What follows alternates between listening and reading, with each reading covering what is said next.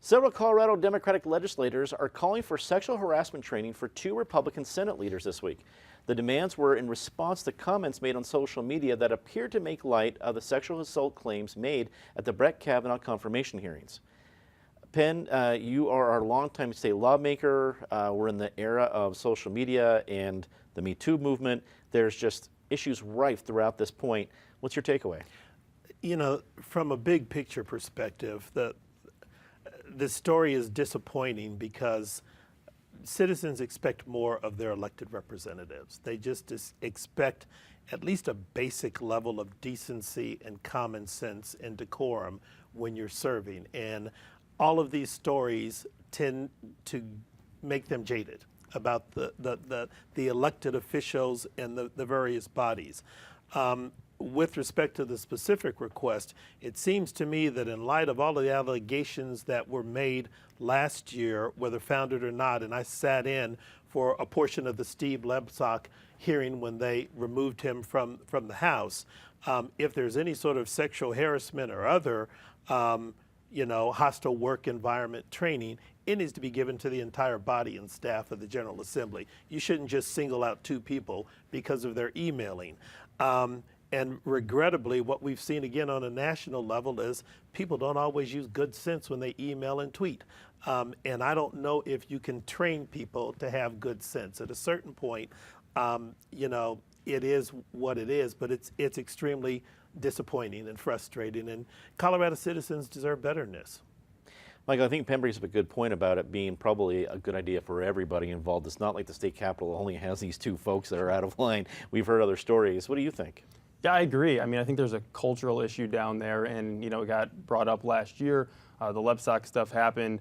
These legislators specifically, said that they weren't joking about Dr. Ford's sexual harassment claims. I'll take their word on that. But I think to the point that Penn's making, that it's a cultural issue down there, and it's hard to sift through.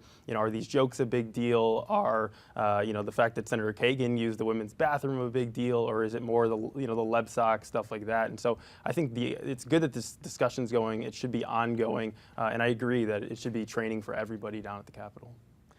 Patty, do you have any hope for enlightenment under the dome when it comes to sexual harassment issues? Well, I would say the events of this week certainly lessen what tiny bit of optimism I had. This was the biggest topic we had at the legislature all last year. We've had the group that was out, coming up with a sexual harassment and training policy. They didn't manage to finish that, and now that's postponed. I think the last date is supposed to be October 11th. I don't think it's that hard to figure out. You treat people well, you don't touch them. If you're a lobbyist, you don't unzip your pants and put your junk on a pool table. You use the appropriate bathroom. It's not that hard. And it's not that hard to remember, don't make a stupid joke. It's not a constitutional right, I don't think so, to make a stupid joke on social media. Social media wasn't considered then.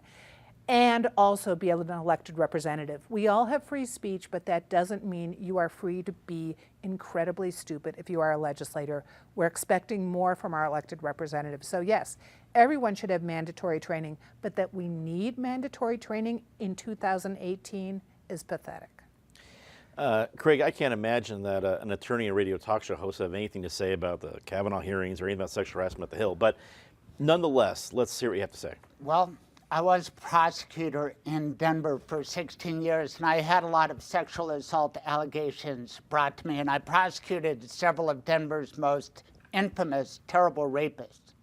But I'm telling you, rape is an abomination, so is a false claim of rape. And I saw Penfield tape at the gallery. I was there for many hours watching that Steve Lebsack hearing, and what we have going on with Brett Kavanaugh is extraordinary, and there are echoes of it because the accuser, Dr. Blasey Ford, comes forward with a polygraph. I passed a polygraph.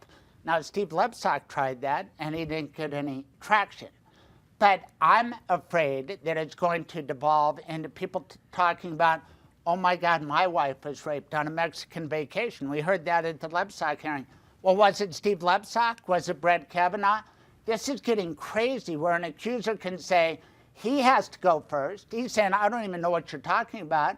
And then he can't be in the room when I'm testifying. What about a Sixth Amendment right to confront your accuser? You're trying to take away everything. and I don't think you should joke about this, but the motivation for the liberals, for the Democrats, to destroy Brett Kavanaugh, not just on abortion, but capital punishment. Kennedy was kind of a swing vote on that. Kavanaugh is not expected to be. I've seen the tactics in Colorado capital punishment cases. Anything goes, okay? So I'm worried about this, and everybody should be.